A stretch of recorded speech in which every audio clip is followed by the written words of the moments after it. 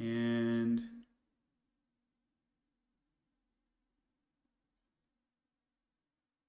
good. Okay. I think we're on YouTube. Thanks for being here. My name's John, staff software engineer with over 10 years of experience.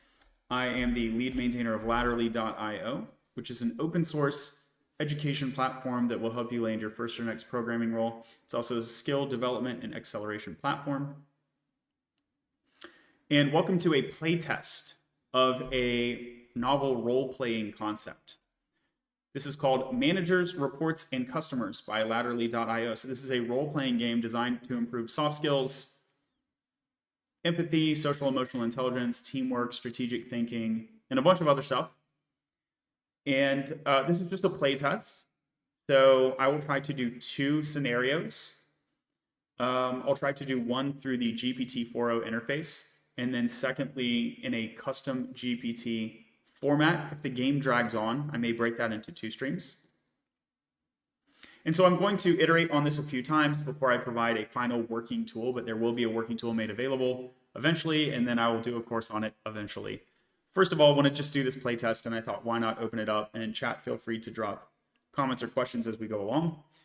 So here you can see that I've created some AI instructions, and I've submitted them. And this prompt response by GPT-4o is as expected. And so we'll just play around. Before I dive in, let me go through just a few notes about why we think role-playing would be a good idea for soft skill development. And then maybe some of the highlights of the instructions without diving into the details. Oh, and I can already see a typo, 50 turns and 40 turns. Okay, well, and so I'll update that. So improvisation for business has been around for a while. Shout out to the Yes and, the book Yes and, authored by, oh, I don't know the folks' names, but it's these guys from Second City, which is a theater group, improvisation group that's been around for maybe 50 years, something like that. Yes and book.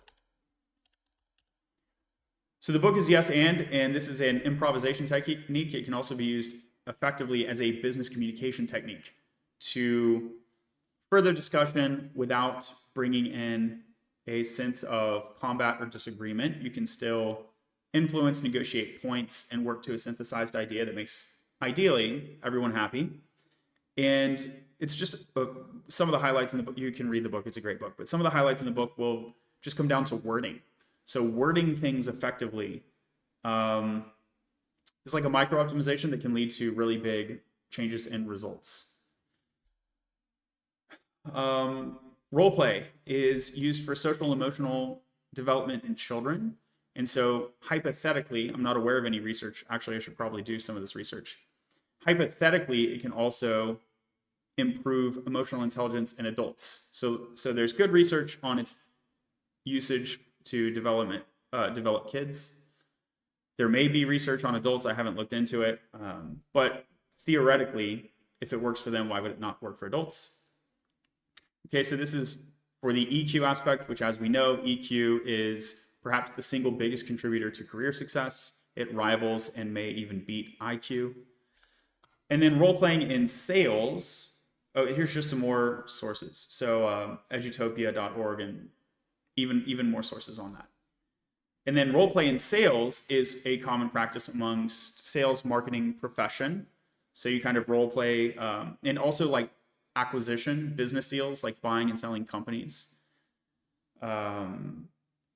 objection handling, and all this sorts of stuff is really common for sales professionals. Why would it not work for professionals in other job families? I think it would. In fact, I think you can approach the job search and the interview process as a personal sales process. So you're trying to sell yourself to a potential employer, to put it crudely. And even in the business, let's say you're a product manager, trying to win influence for a proposal, gain traction, leadership influence, persuasion on a business idea or proposal or a change proposal. I think these are all modelable as sales processes. Hopefully the idea is getting across. And then I did this video. I'll just throw a link to this in the description. I'm not going to play it, but basically it's along these lines: exploring game-based soft skill development. If it works for sales, Why would it not work for others? Cool, and I think I touched on this. Another note around this is that the idea of using improv for business goes back at least a decade. So I seem to be on pretty firm footing. I thought I just came up with this one day, and it was sort of one of those cases where I thought I came up with something. Oh, actually people have been doing this for at least a decade, if not decades. Okay, cool. It's still a good idea. So I want to sharpen the efficacy of the training instructions and then build it into a useful tool. Okay, so that's the background. Highlights on the instructions. I call out yes and, I call out crucial conversations and radical candor. I say that some of the goals are going to be strategic thinking, influence, leadership. And so I also cite Jeff Bezos in the two-way door for decision making, which I think is a great mental model for planning. And it can even be a talking point when you're proposing something. If there's an objection, one way you might handle the objection is, let's try it out. If it doesn't work, it's a two-way door, we can backpedal. That doesn't work in every case, but it works in a lot of cases. A lot of choices are two-way doors or can be turned into two-way doors with relatively minor changes. So there are expert sources in this guidance. There's the idea of a normal mode or a hard mode.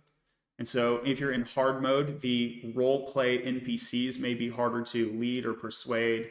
They may be more stubborn. They may be more likely to engage in toxic or self-oriented behavior as opposed to team-oriented behavior. So working with relatively normal people or working with difficult people, and then hopefully you kind of overtrain, right? So you train against the hard case, and then in the real world, it's that much easier.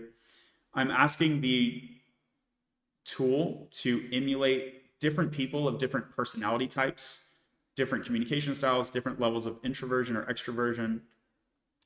And one of the interesting things about this game is that I would like the AI assistant to create, with some probability, some people who may be toxic.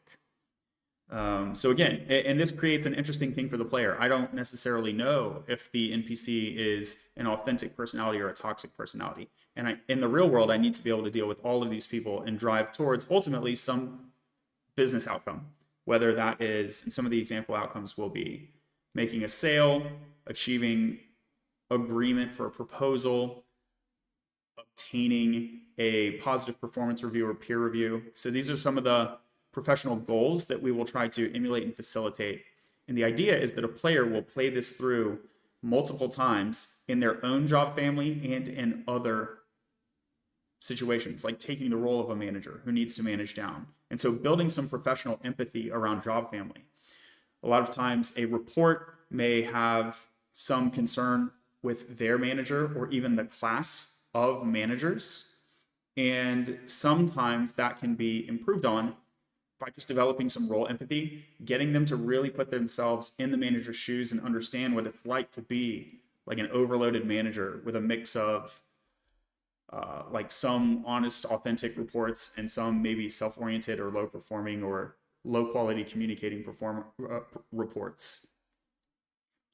And so I think these really are the three kind of job family groups that I think are really interesting: managers, reports, and customers. So this will just be a play test, but I think when it comes to usage guidelines, like when I tell people when it's ready and when I'm like, hey, here's how you should use it, I will encourage people to repeat each of these a couple times.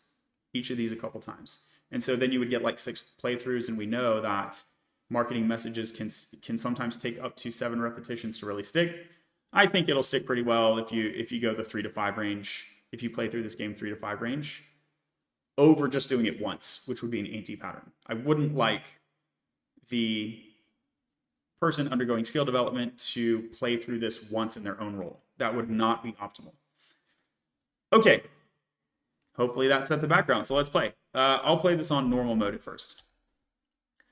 So I'll say, please generate a scenario using normal mode and assign me a role and a goal.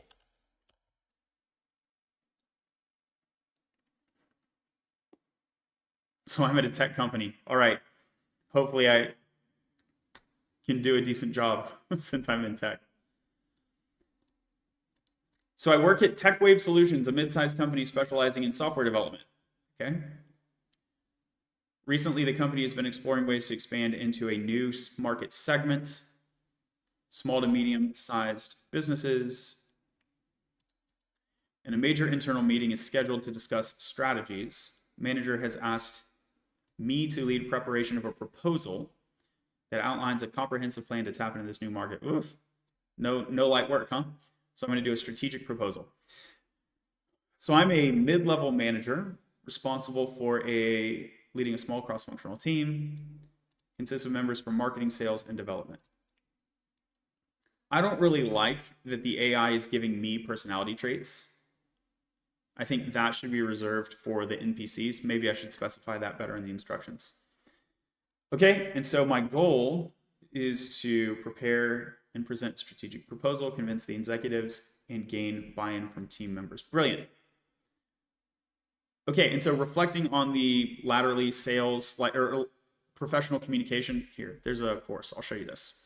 I'm going to use a technique that I recommend to others in one of my courses. So we go to the channel, Foundations of Professional Verbal Communication. And so one of the techniques there is the onion model, where if you're trying to develop a big plan and you want to get a bunch of buy-in from a bunch of people, you start small and you start with a few people you trust and you onion out to more and more people. And then by the time you get to that big meeting, you already have, it's not my plan, it's our plan, and we already have buy-in. So we'll see if that works. Let's check it out. And it's kind of giving away the game here. Maybe this is good. Maybe this is good that I'm reading this, so therefore I'm aware of the NPC personalities and so forth. Kind of feels like cheating, but we'll go with it. Because like in the real world, you're not really sure, right? Although you interact with these people and you kind of guess over time, but you may not hold that perception with like certainty. It's just kind of your perspective. Whatever, it's a game. I think this works. So this is my perception of their stuff, right?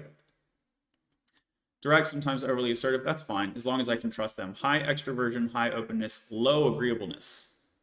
So I don't know that I'm, This is an interesting personality, isn't it? Okay, I like this game. Of course, I have my bias because I made this game. Maybe I do want to start with Alice. The question is whether she's trustworthy.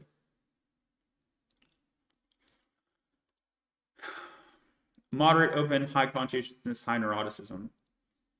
Maybe. I'm trying to think who is my first target in an onion pitch. Low extroversion, high conscientiousness, moderate. I think this is the person. I can meet with her one-on-one and try to get her input into my design. So we'll go Claire, and she's development team lead. So maybe I'll go Clara first and then Ben second. As a sales rep, we would think that Ben would have some deference to Clara. And so maybe it's like 3, 2, 1 is the order here. So I'm going to come up with some proposal and I'm going to try to gather input 3, 2, 1 and then hit the final meeting. That will be my approach to solve this issue. Your task is to lead the team meeting to address any concerns, brainstorm ideas. Okay. Oh, and it's even telling me, yeah, I guess this is fine. Hopefully I'm doing some strategic thinking here already. Let's see if I can leverage some communication. So this will include a matter of wording. Let's begin the team meeting. Oh no, this is bad. I thought I was going to get like planning time. So this is just, I'm right in the meeting. I haven't prepared. This is already bad. So this is going to be a brainstorming meeting then. Lead the meeting to address concerns, brainstorm ideas. Okay, fine. So this will be in part a design meeting. I think in the real world, ideally I like Lao Tzu, right? Is Lao Tzu the guy? The Art of War? Sun Tzu. Sun Tzu. Ideally, I win the battle before I go to the meeting. So again, maybe I should update the instructions there. It looks like I have 2 ways to sharpen the instructions. One is let's do a pre-meeting phase, if possible, but sometimes you just get shoved into the meeting, right? And what was the other? Oh yeah, the other was don't tell me my own personality, like just assign the NPC personalities. Okay. I could still go for the technique where I call on Clara first, but I think in a real meeting, what I would do is I would do a volunteer basis first. I would say who has ideas here, and then I would go around the room as a second step to make sure everyone's heard. But I would want to come with some sort of a pitch. I guess I need to make a pitch. I don't want to just kick off by saying, "Hey guys, I'm not prepared. Like, what do y'all think?" I want to make a pitch and then signal that I'm not just open to feedback, I'm actually encouraging feedback. And that I have respect for y'all and I actually need your feedback because I know it will be better if I can get your feedback. I think I want to signal that. Okay. So we're taking over an industry or something?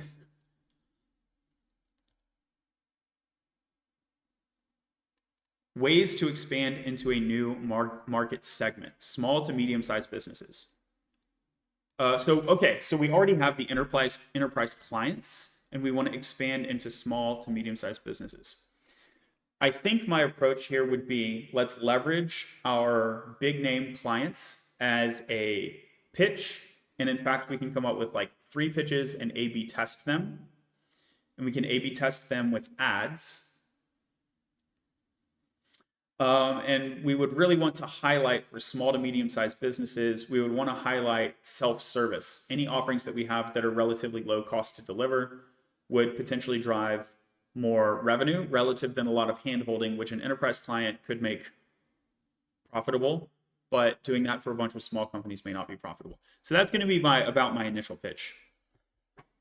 I say, "Hi everyone." Let's give it an exclamation point. We want to be enthusiastic. I'm so excited to be here. I'll quickly review my current proposal, but let me say at the outset that I absolutely need your feedback. I feel like we have something, I feel like I have something that can win here, but I'm confident it will be much better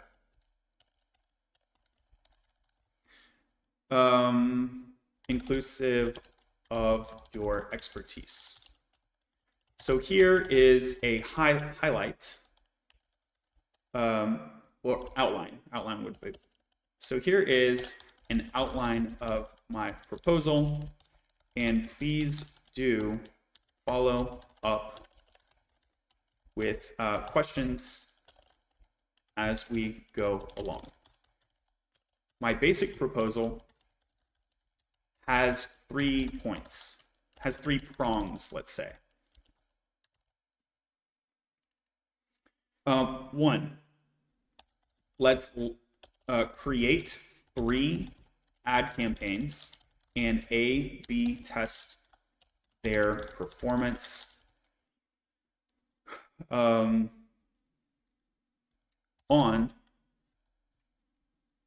small to medium size on SMBs.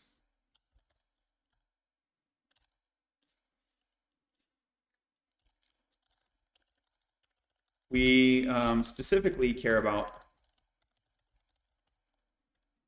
ad click-through rate and the win rate per campaign. 2, in at least one of the ad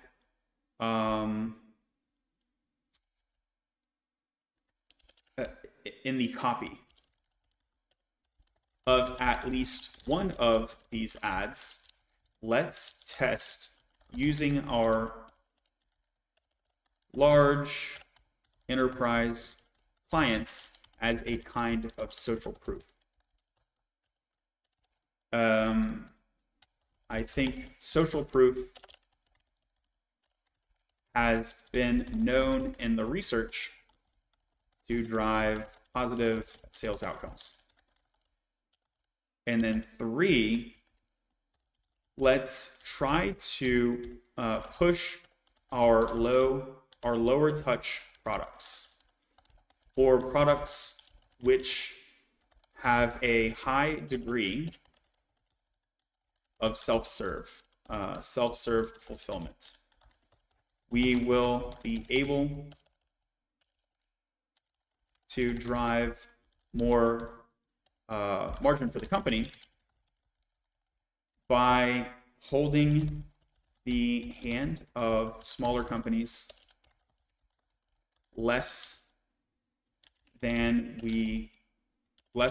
okay, this is like a wording problem, right? So here we go with some communication. I expect we can drive better profit by assigning less customer care effort per small company relative to the high touch approach we offer enterprise clients. What do you all think?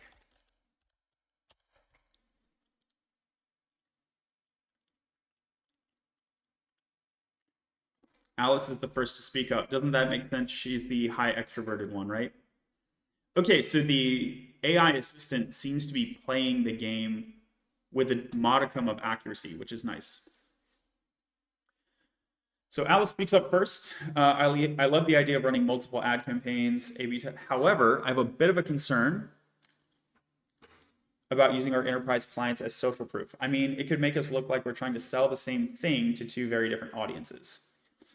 SMBs might feel like we're not really for them if we're showing off big names. Ooh, this is like a good objection. Okay.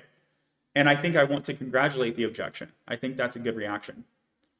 This would be like a Ben Hormozi move. Yeah, so I should incorporate some Ben Hormozi in the best practice advice in the instructions as well. Note 3 to myself.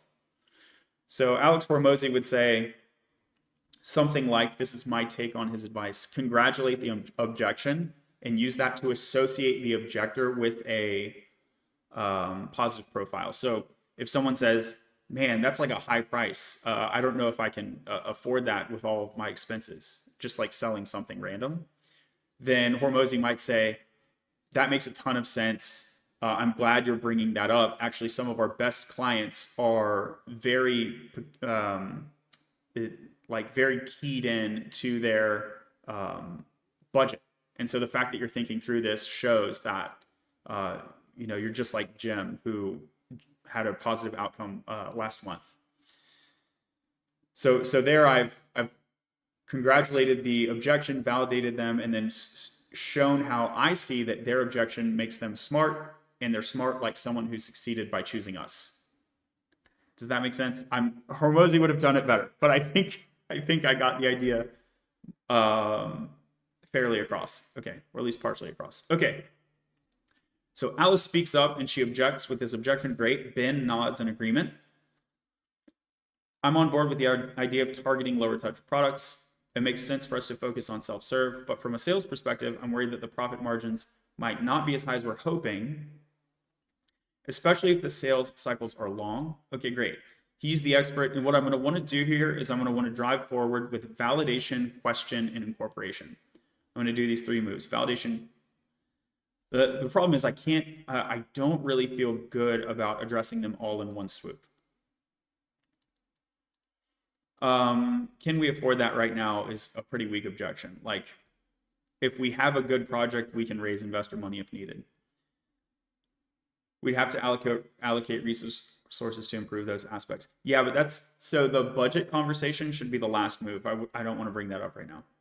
Let's get the idea right, and then we can discuss funding as the next step. So what's Alice's background? Alex is a marketing lead. Okay.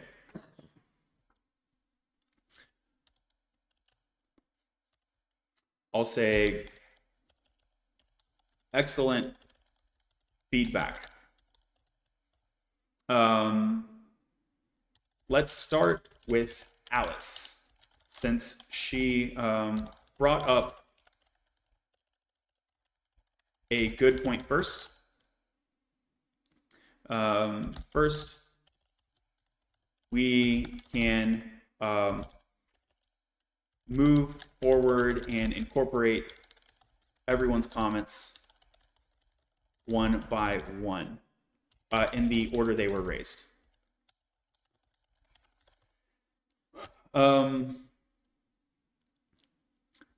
So Alice, how can we modify the approach to ensure that our message resonates with SMBs? Would you want to test the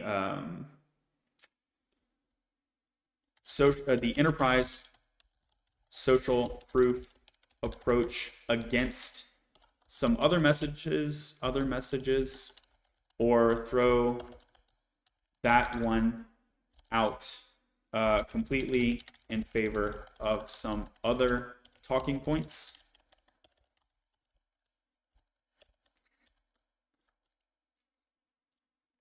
Let's see. Other message themes. Not throw that one out completely. Let's say, would it be better to completely move that one out? Move that one out in favor of some. Okay, I think I got this well. Let's read it. Would you want to test the enterprise social proof approach against some other messages, or would it be better to completely move that one out in favor of some other message themes?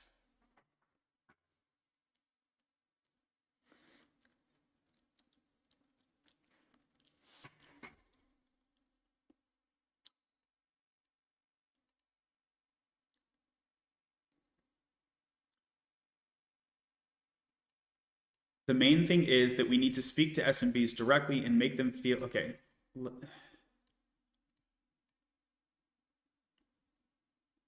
Cool. Okay, so look, we're already getting agreement. She's not saying throw it out. She's saying let's do that, but let's also test this other stuff. Absolutely. Absolutely on board.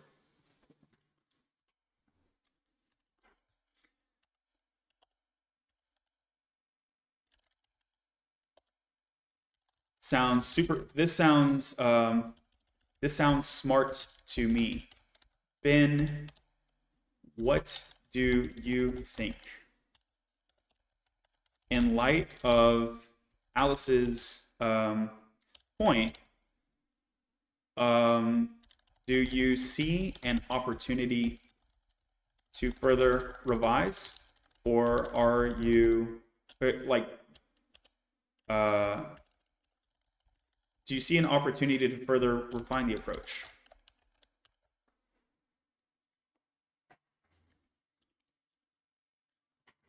I think Alice's idea of testing different messages is spot on. It allows us to figure out what really speaks. Great. So how about this? We run a smaller initial pilot campaign to test these messages. That way we can gauge click-through and conversion.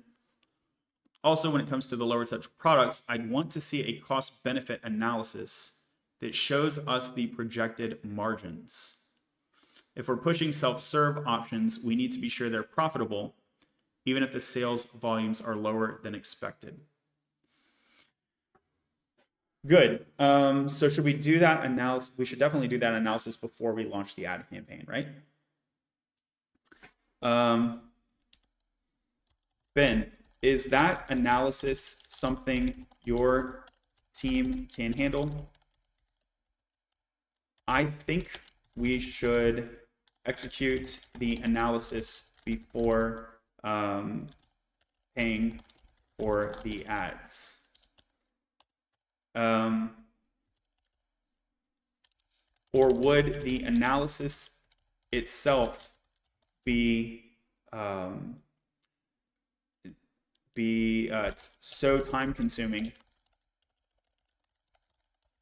that we should just pivot the product offering now? Should we try to pitch it's SMB, right? SMBs on the high touch offering that we have already proven?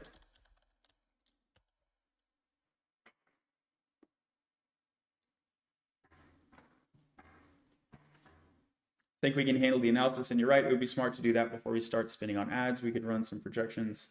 But I do see your point about the high touch approach. However, I'm not sure we need to think about it. He's open to either direction. Okay. Perfect time to loop in Clara.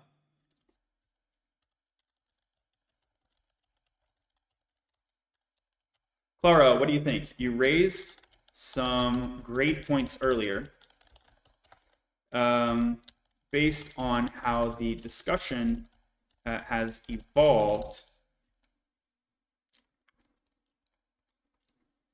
You raised some great points earlier. Do you have an opinion on the product offering? Do you have an opinion on the product offering? And what are you thinking at this point?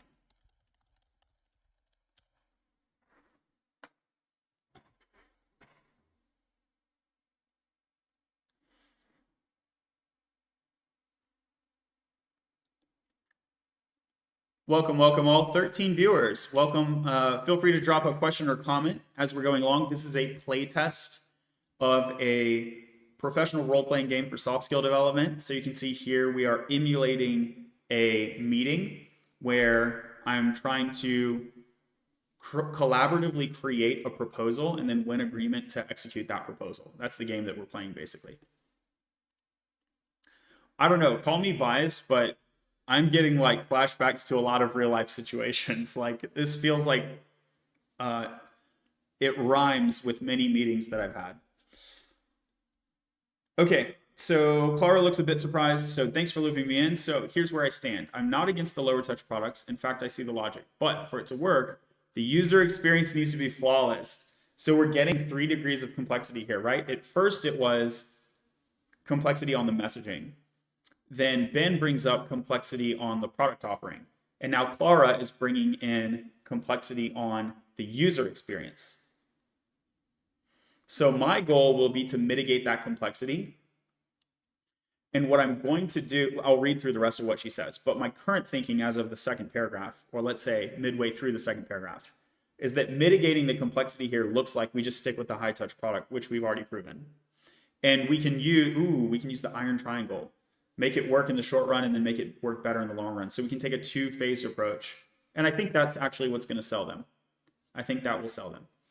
So I think we can take a 2-phased approach where we do the safe thing in the shorter run, even if the margins are lower. And then in the long run, we can make sure that the UX is great and potentially increase the margin on the low touch offering. That's where my head's currently at, but let's keep reading.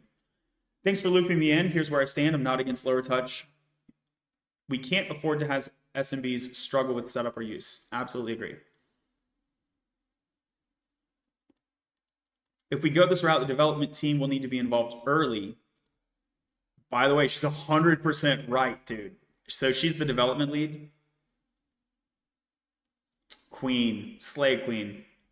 And she's moderately agreeable. So if I can basically prioritize, Alice and Ben, and then with the 2-phased approach, say, hey, Clara, does this work for you? I think I can get her to a yes.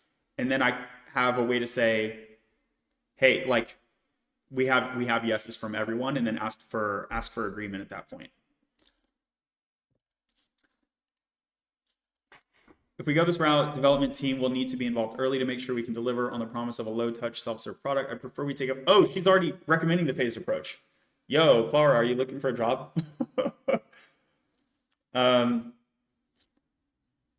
Get feedback from a small set of initial users, tweak the product based on their experience, and then scale it. Give the opportunity to fix any issues before we go all in.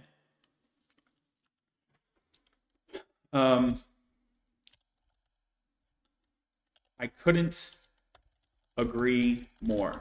You say that we need to emphasize a high quality user experience.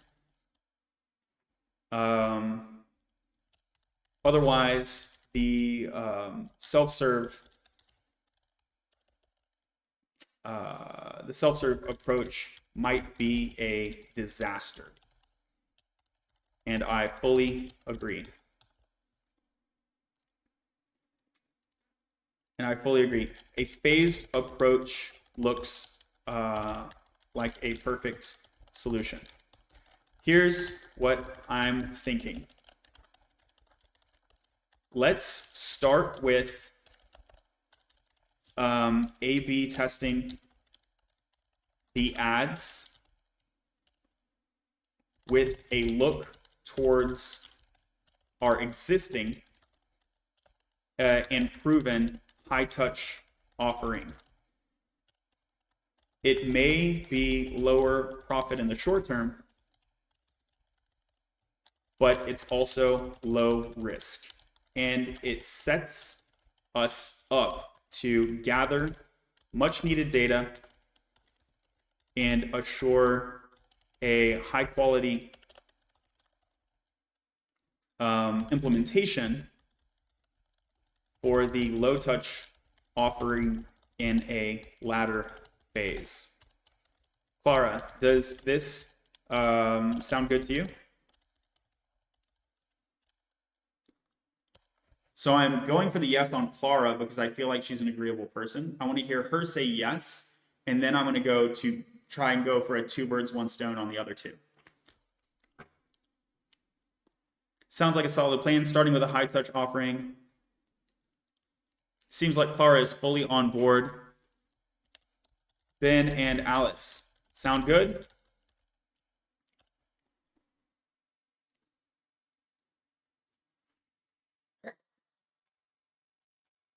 Alice, you better not be a jerk. Okay, even she gave the thumbs up, and so I even got the neurotic person and the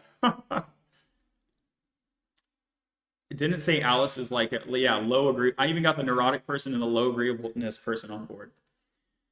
Some of this may just be sycophancy on the part of the model. Sycophancy, like AI tools in general, including GPT-4, will kind of tell you what you want to hear.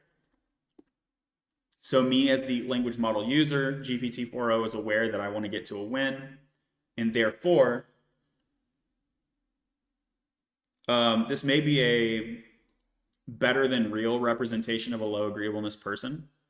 However, this was not on hard mode, right? This was on the normal mode. And so I wonder if I play this back on hard mode, how it will work. How would you like to close the meeting, and do you have any final instructions or next steps to assign? Great. I'll take the notes from our meeting and write up the next iteration of the proposal. I'll send it to you all for review. And we can go from there. Thanks for your time. I move to close the meeting.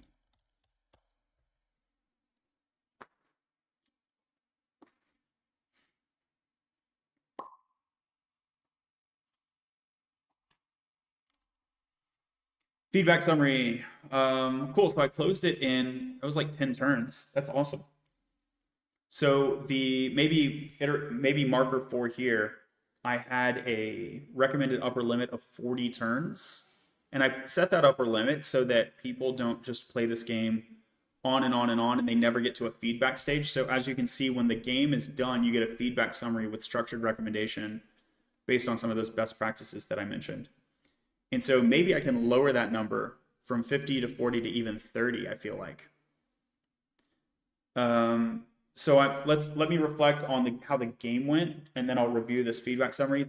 I think I have 5 markers to improve the instructions. One is, hey, ChatGPT, don't tell me my own personality, right?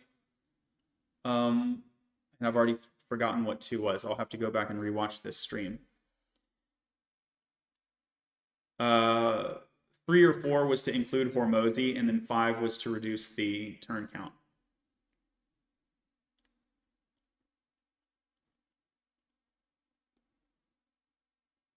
Oh, okay. 3.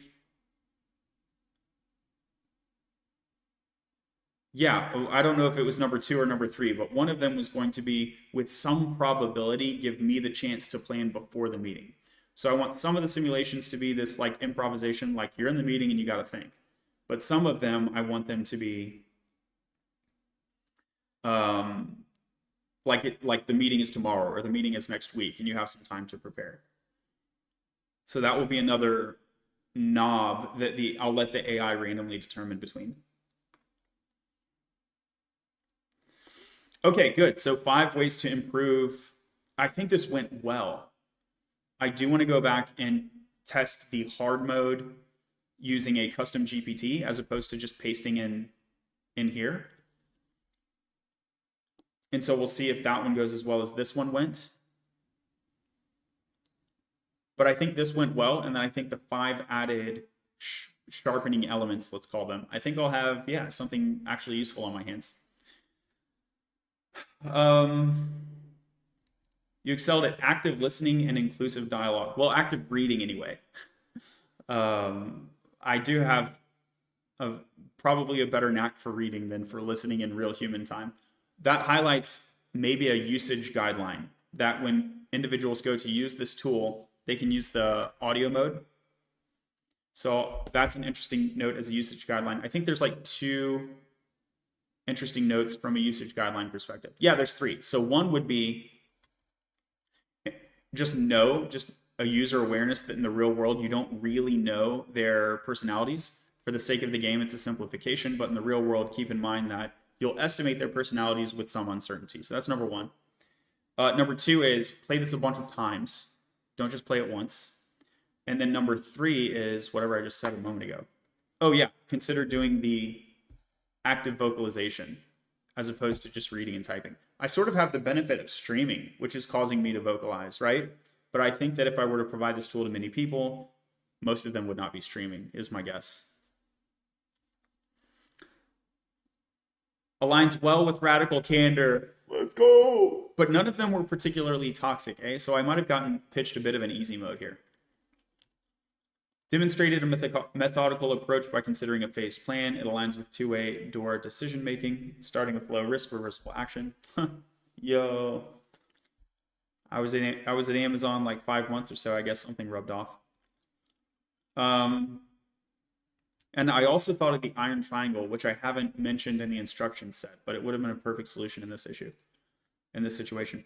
Your ability to integrate feedback and adapt showed strong problem solving using a combination of yes and. Did you catch it? I did. I think I succeeded at that. My intent was never to tell them no. Even when I disagreed, I disagreed with yes. I disagreed by using yes. Help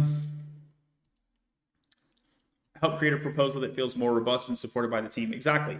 And I kind of used the onion approach, although it was right there in a single meeting. I kind of used the onion approach by going for the person where I thought I would get the agreement and then going for the others. In my mental model, that's similar to the onion approach that I suggest in Foundations of Professional Verbal Communication. However, it was there in a team meeting, as opposed to in the real world. What I typically do is I'll draft a proposal and send it to 1 or 2 people. And so it's kind of like it might take you a few hops, but it's interesting to see that apparently, at least according to ChatGPT, it worked in a single room setting as well. That's cool. Your calm, clear direction in addressing concerns, it aligns with crucial conversations. So I think that went well. I'm surprised that it didn't call out positive tone. Did it? I really tried to convey that. Maybe that's hard to analyze by text. But I tried to leverage compliments and positive tone as well. All right, let's do a quick guided reflection session. Yes. Let's do a quick guided reflection session.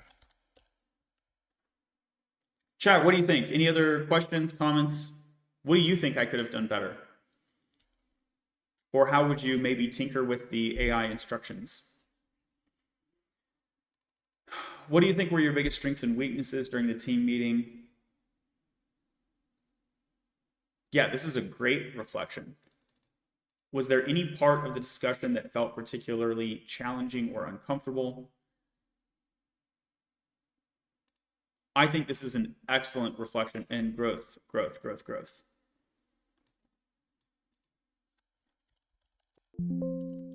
looking for the keyword mistake and I don't see it. So there is like a growth mindset element of the reflection.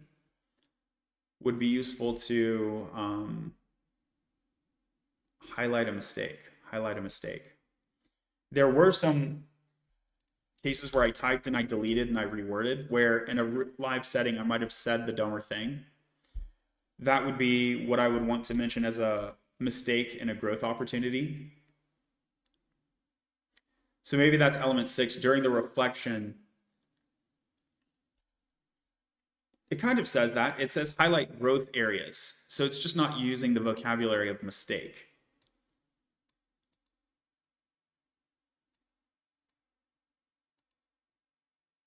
Yeah, I don't think I even need to really revise the instructions there. I think it jogged my mind to think about it anyway without using the word mistake, which is kind of nice.